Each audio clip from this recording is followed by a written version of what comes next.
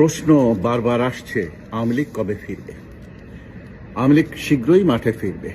আওয়ামী লীগকে কে ফেরাবে? আওয়ামী লীগকে বিএনপি ফেরাবে। এর কারণ অনেক। কিভাবে ফিরবে? তাদের নিষেধাজ্ঞা প্রত্যাহার হবে এবং তাদের নামে অনেক মামলা, এগুলো বাতিল হবে। তবে কিছু কিছু মামলা ঝুলে থাকবে। ওই যে যখন এরশাদ সাহেব সরকারের বিরুদ্ধে কথা বলতেন, তখন মামলার খড়গ তার সামনে ঝুলতো, ওই রকম কিছু মামলা আওয়ামী লীগের নেতাদের নামেও থাকবে। সেইগুলো বিভিন্ন সময় বিএনপি ইউজ করবে। আওয়ামী লীগের নেতাকর্মীরা দেশে ফিরবেন কবে? এই মার্চ মাসেই অনেকেই দেশে ফিরবেন। তারা আইনি লড়াই করবেন, তারা গ্রেফতার বরণ করবেন, তারা তাদের রাজনৈতিক অধিকার প্রতিষ্ঠার জন্য নানানভাবে চেষ্টা করবেন। এখন কথা হলো, আওয়ামী লীগ কেন ফিরবে? আওয়ামী লীগকে ফেরানোর জন্য এবং বাংলাদেশে সুষ্ঠু রাজনৈতিক এবং গণতান্ত্রিক পরিবেশ সৃষ্টি করার জন্যই কিন্তু তারেক রহমানকে বাংলাদেশে আনা হয়েছে। এই বিষয়টা আমি আগেই বহুবার বলেছি যে তারেক রহমান কিভাবে বাংলাদেশে এলেন। তিনি তো সেই নভেম্বরের লাস্ট উইকেও তো বললেন লন্ডনে বসে যে আমি দেশে যেতে গেলে এটা আমার উপর ডিপেন্ড করে না। হঠাৎ করে ফেব্রুয়ারিতে এসে উনি প্রধানমন্ত্রী হয়ে গেলেন। এখানে একটা বড় গেম হয়েছে, সেই গেমটা আপনারা বোঝার চেষ্টা করলে সহজ হবে। আমাদের পক্ষ থেকে, আওয়ামী লীগের পক্ষ থেকে, আমাদের নেতাকর্মীদের পক্ষ থেকে উপরের যে নির্দেশ আছে, নেত্রী বলেছেন এখন যত নির্বাচন আসবে, সেই আদালতের কমিটি হোক, মসজিদ কমিটি হোক, এলাকায় যে কোনো কমিটি হোক, সারা বাংলাদেশে যে কোনো নির্বাচন হোক, সকল নির্বাচনে আওয়ামী লীগ অংশগ্রহণ করবে। এমনকি এই যে লোকাল গভর্নমেন্ট, স্থানীয় সরকার নির্বাচনে আওয়ামী লীগ অংশগ্রহণ করবে। সেইভাবে সবাইকে মানসিক প্রস্তুতি নিতে হবে। আমরা আমাদের উপর থেকে নিষেধাজ্ঞা তুলে নেওয়ার জন্য এই সরকারের উপরে অনুরোধ বলুন বা চাপ সৃষ্টি বলুন বা লবিং বলুন, এটা আমরা করব।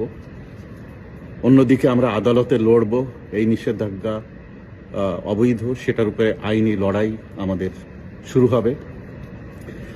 আমাদের বিদেশের বিভিন্ন বন্ধুরাষ্ট্র এবং বিভিন্ন আন্তর্জাতিক সংস্থার কাছে লবিং হবে। এই নিষেধাজ্ঞা অবৈধ, এটা গণতান্ত্রিক রাজনৈতিক চর্চা নয়, সেটা আমাদের তুলে ধরতে হবে।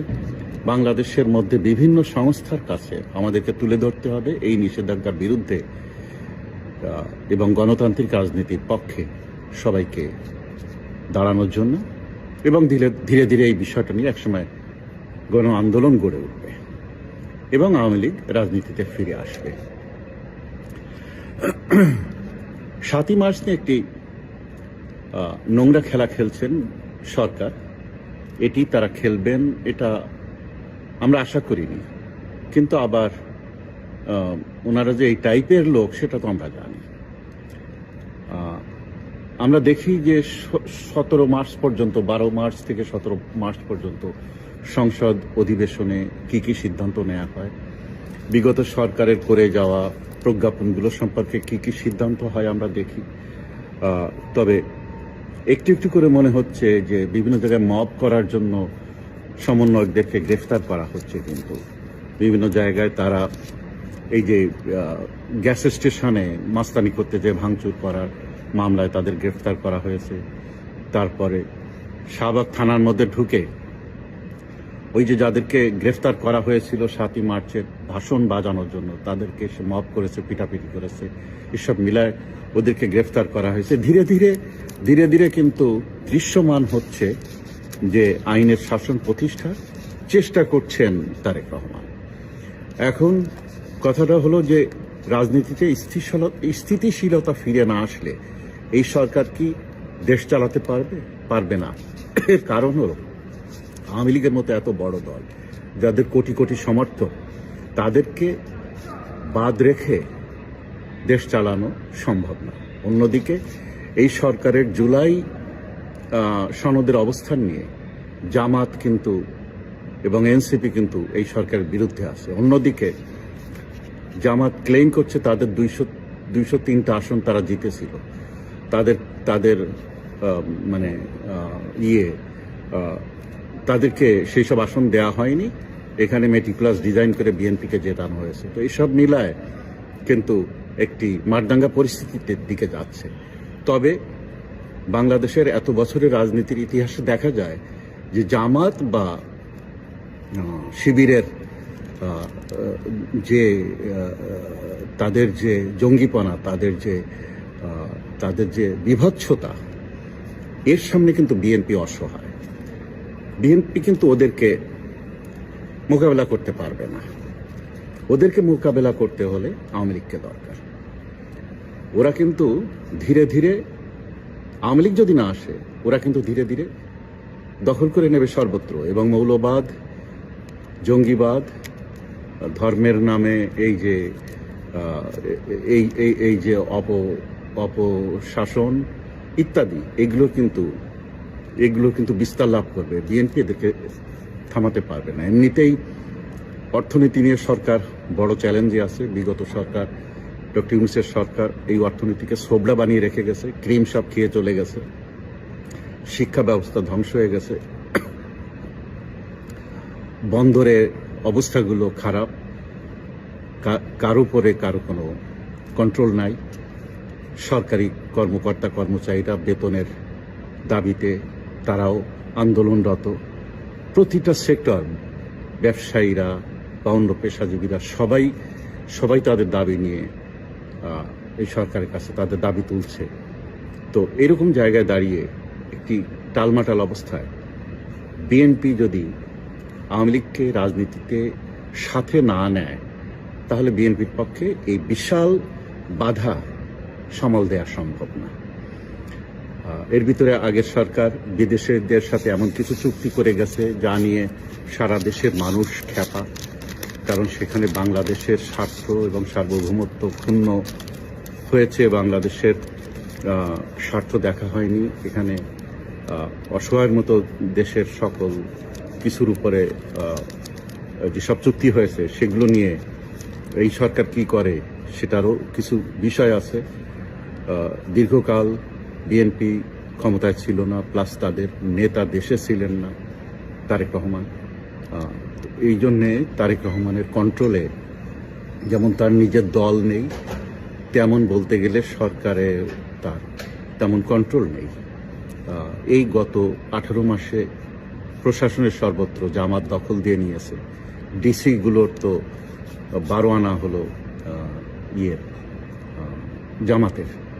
তো এইসবের ভেতর থেকে তারেক রহমানের পক্ষে দেশ চালানো কঠিন। এদিকে তারেক রহমানের বয়স 60 বছর, উনি তখন বয়স হয়ে গেছে এবং ওনার মেয়েকে উনি রাজনীতিতে আনতে চাচ্ছেন। তো উনি এমন বাংলাদেশ রেখে যাবেন না, বা বাংলাদেশের পরিস্থিতিটা এমনভাবে উনি মেয়ের হাতে তুলে দিবেন না, এমন অবস্থা যেখানে ধর্মীয় জঙ্গিবাদ বা মৌলবাদের একটি মহা উৎসবের মধ্যে জাইমা রহমান রাজনীতিতে আসবে, এটা উনি নিজেও চাইবেন না। উনি চাইবেন একটি গণতান্ত্রিক রাজনীতি, যেটা তিনি লন্ডনে এত বছর দেখে আসছেন, এবং সেটা সম্ভব আওয়ামী লীগ এবং বিএনপি এই দুই দলের রাজনীতি। এখানে জঙ্গিবাদ বা মৌলবাদ এইগুলো আসলে দেশ ধ্বংস হয়ে যাবে। তো এখন দেখা যাক, জামাত কিন্তু চাইবে মধ্যবর্তী নির্বাচন দাবি করতে, কারণ তারা বিশ্বাস করে তারা নির্বাচনে জিতেছিল, তাদের আসন কেড়ে নেওয়া হয়েছে। তো তারা এখন মধ্যবর্তী নির্বাচনের দিকেই যাবে। এই রমজানের পর থেকে কিন্তু তারা মাঠ গরম করার চেষ্টা করবে। আর জামাতকে ঠেকাতে গেলে বিএনপি পারবে না, জামাতকে ঠেকাতে গেলে আওয়ামী লীগকে দরকার। এখন আওয়ামী লীগ যদি মাঠে আসে, তা দেখবেন জামাতের 77 আসন, ওটা 7 আসন হয়ে যাবে পরে ইলেকশনে। কিন্তু যদি বিএনপি জামাতকে সাথে নিয়েই শুধু রাজনীতি করে, আওয়ামী লীগকে মাইনাস করে, তাহলে সবচেয়ে ক্ষতিগ্রস্ত হবে বিএনপি। তো এখন দেখা যাক তারেক রহমান কি রাজনীতি উপহার দেন, এবং সারা বাংলাদেশের মানুষ তার দিকে তাকিয়ে আছে। তবে তিনি দেশে ফিরেই সরকারে শপথ নিয়েই অমনি স্বাধীনতার ইতিহাস নিয়ে যে বিকৃতি শুরু করলেন, এটা তার কাছে আমরা আশা করিনি। স্বাধীনতার ঘোষক নিয়ে মামলা হয়েছিল, সেই মামলায় বিএনপিকে আহ্বান জানানো হয়েছিল যে আপনারা জিয়া রহমানকে যে স্বাধীনতার ঘোষক বলেন, আপনাদের কি প্রমাণ আছে নিয়ে আসেন। তারা উপস্থিত হয়নি। আদালত কর্তৃক সকল প্রমাণাদির মাধ্যমে সিদ্ধান্ত হয়ে গেছে, জাতীয় সংসদে এটা পাশ হয়েছে, এটা সংবিধানে উঠেছে, পাঠ্যপুস্তক সহ সকল ইতিহাসের দলিলপত্রে এগুলো লেখা হয়েছে। এখন এসে হঠাৎ করে সরকার এসেই উনি যে বিতর্ক তৈরি করছেন, এই বিতর্ক মানুষ ভালোভাবে নিচ্ছে না। এই বিতর্ক থেকে